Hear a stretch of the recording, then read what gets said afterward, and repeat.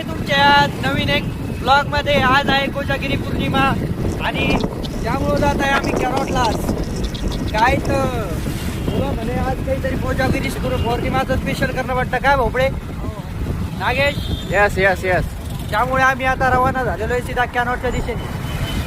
रस्त्यामध्ये भेटला आम्हाला हे तेरा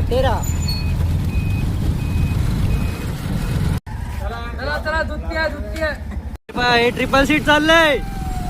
तिकडे बघा तिकडे का दुधारी बाटली.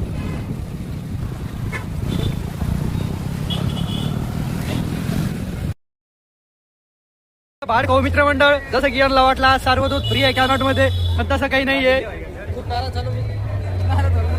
हे बघा तुमचा काय रिव्ह्यू आहे? नाही तुम्हाला प्रत्येक गोष्ट फुकट पाहिजे असते ना. खूपच फुकट पाहिजे आपल्याला.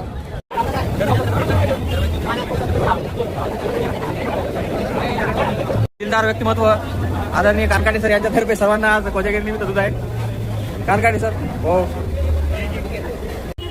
आहे दूध पेनं. आम्ही चाललो आता कॅनॉटच्या बाहेर. चला कसं वाटलं दूध?